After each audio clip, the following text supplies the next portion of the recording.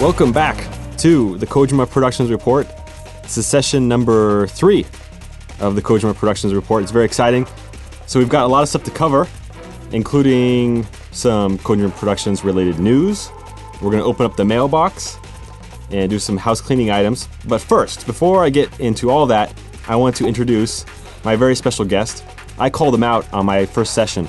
I said, come on the show. Come on, buddy. We got to talk about MGS4. He's here. And let me introduce Kenichiro Imaizumi, the producer of Metal Gear Solid 4.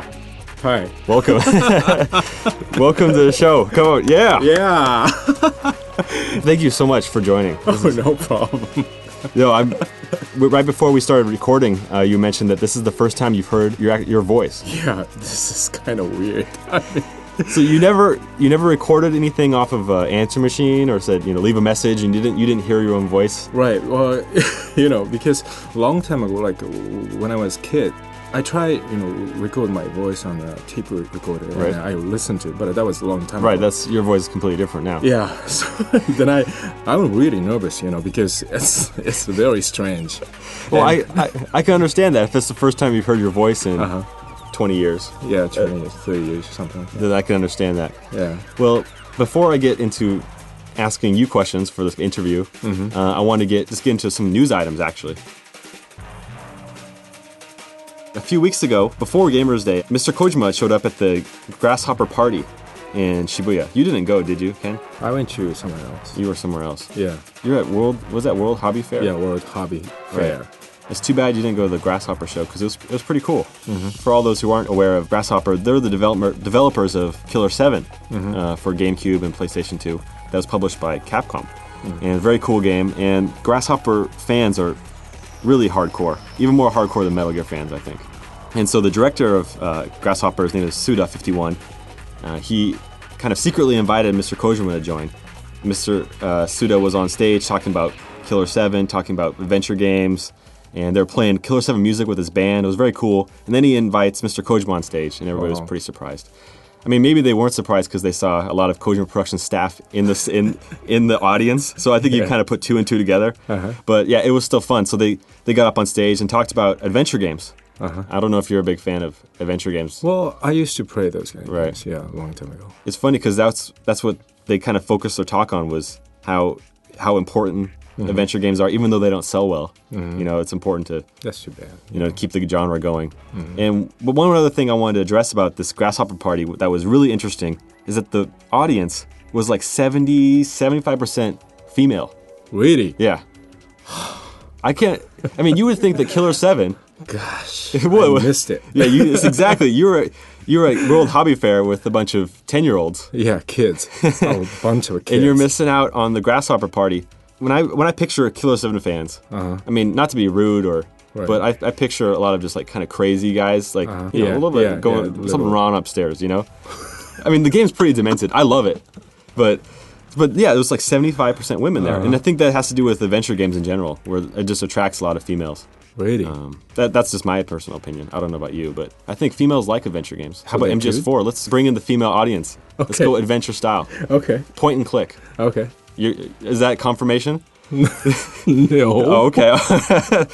All right. Well, before we get to your interview, I talked about this in the last session, is that if you want your question read on the air, or your comment, just go to the Hideo blog homepage, the official site, and you click on submit your comment to Hideo blog, and just click on that. I'm reading every single comment that's coming in. I think you are reading it too.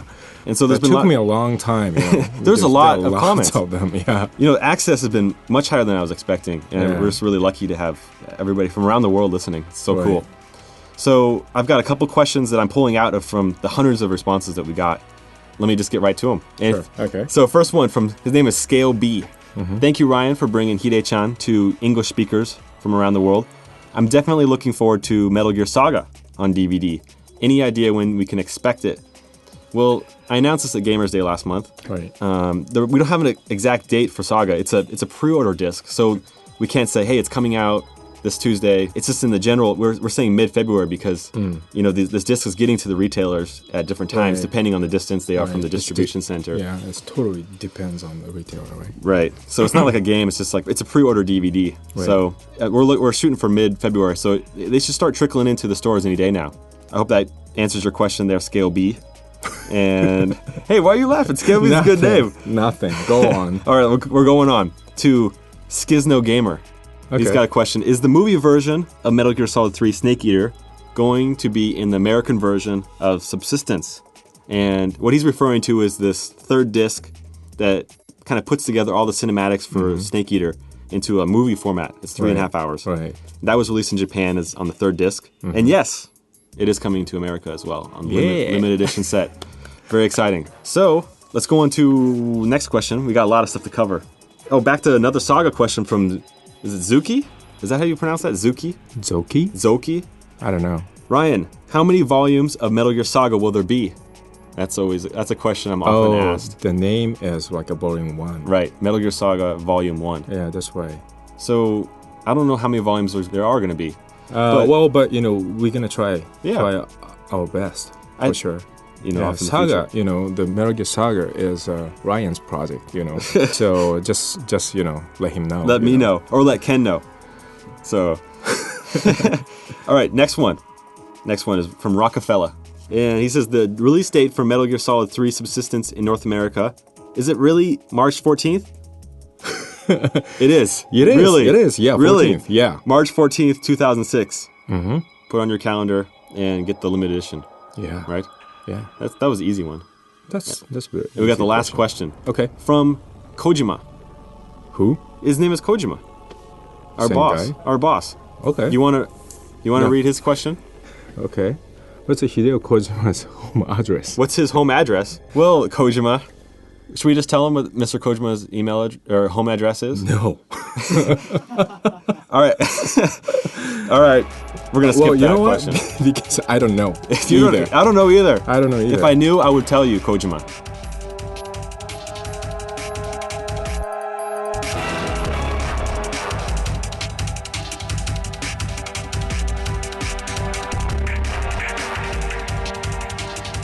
So now, okay, you know what time it is. Okay. It's time to get to the interview of Kenichiro Imaizumi. That's a long name. Yeah, I know. While he drinks his Dr. Pepper. That is so cool. Yeah, you're a Japanese guy and you're drinking Dr. Pepper. Yeah, it's my favorite drink. You know what Japanese say about Dr. Pepper, right? Yeah, it tastes like what, medicine? Or yeah, something? they say it tastes like medicine. Yeah, but that's why I like it. That's why you like it. Yeah, that's why I like it. Well, okay, go on. All right. So listeners might be wondering why I'm speaking with the producer of MGS4 in English. Oh, I mean, I didn't really explain that. Well, very simple. I lived in U.S. for 10 years. 10 years? Yeah, 10 years. So you were studying art, you were an art major in... Media art. Oh, media art. Mm-hmm. And that was in Minnesota. Yeah. But before that...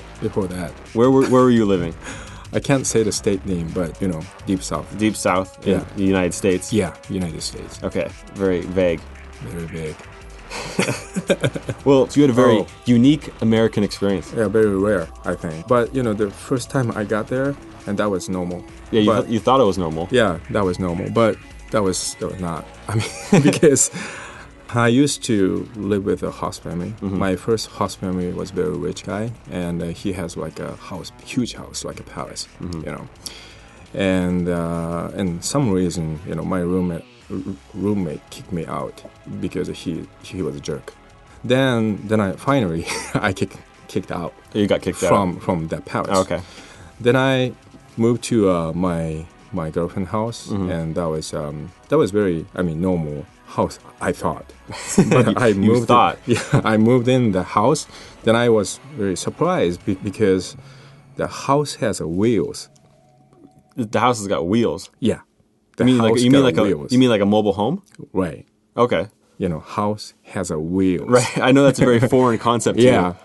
Very, very strange for me. Then I got my host parents. They're a young couple. Mm-hmm. The father was 25 years old, something like that, and he was a cop.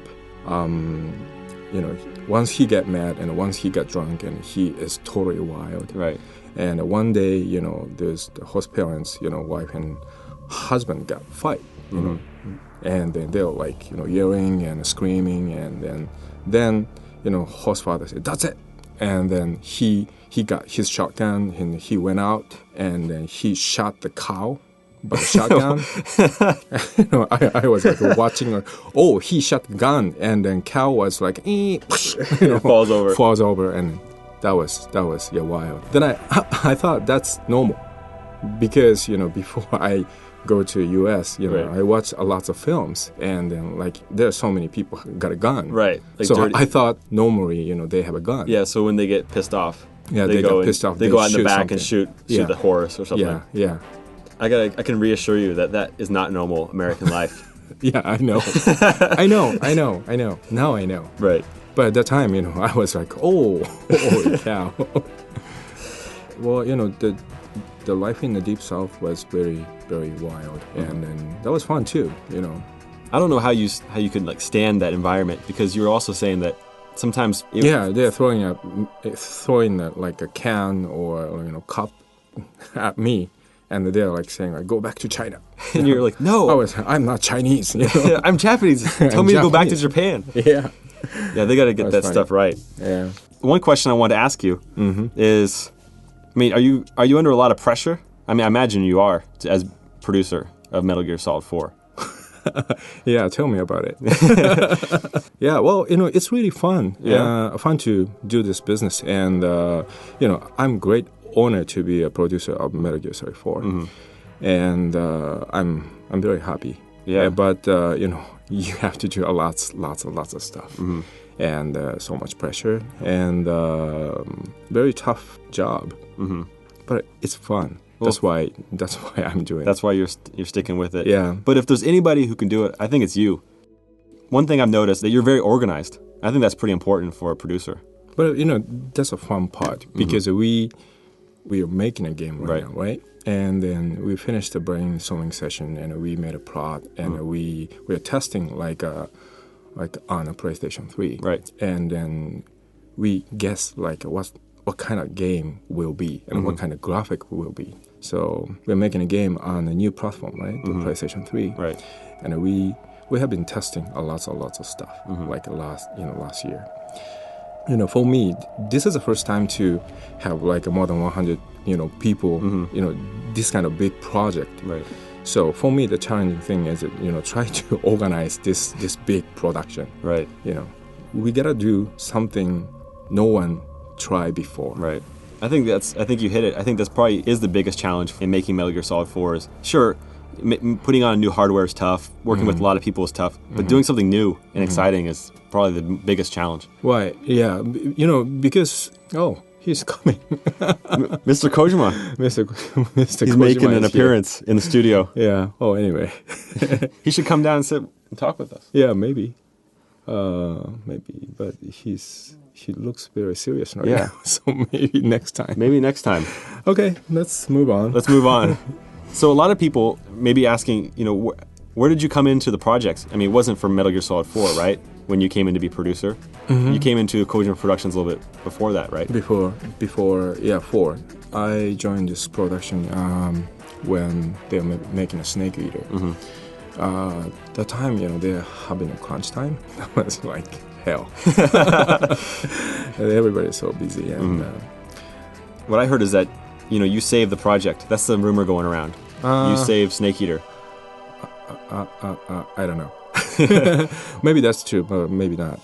Well, maybe the one thing is true. When I joined the project, they had to make a Saga Hot figure. Oh, like the toy model? That was included. Toy model. And we had to make like a 200,000 of the Saga Hot toy. And then that was like, we had no time to make like that many 200,000 toys. And then I call up to my friend who is doing those kind of business. Then she said, okay, but the money was very, very big. And then we started to do that project, and we finally finished it. But that was completely last minute, like 1 week before. See, that's what you're good at though, is just getting together, looking at everything from a kind of a bird's eye perspective and saying this is what we have to do to get this done on time. Thanks. One thing that I didn't put on your cheat sheet is that I have a question, Okay. secret question that I was saving because I've been wondering what? about this. Is that, do you remember the day that I came in for my job interview? Yeah. What did you think? You know, well, we're not going to hire this guy, or what is he? Is he kidding himself, or? Well, Do you remember? yeah, the first time I met you on the 14th floor, right? Right. And you talked to me very friendly, and you know, you have a passion. I felt like you have a passion, like you love Metal Gear, and then plus, and you have some skills, we don't have, which we don't have.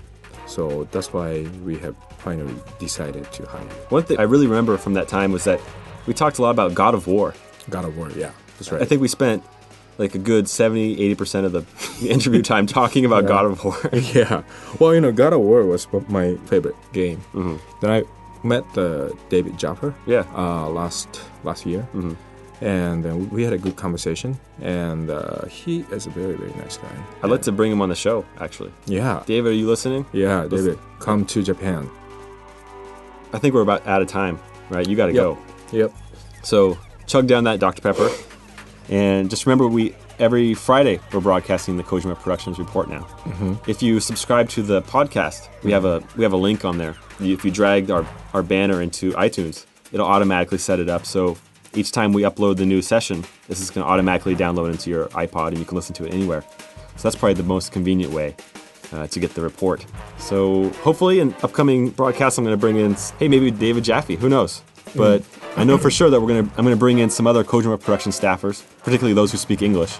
And there are quite a few people on staff that speak English. Yeah, we have some people. I think over a dozen that speak English, I think, out of the whole team. Anyway, that's going to wrap up this session number 3. Thanks again for joining me, Ken. You're welcome. Yeah, so check back next week, next Friday. Okay. Sayonara.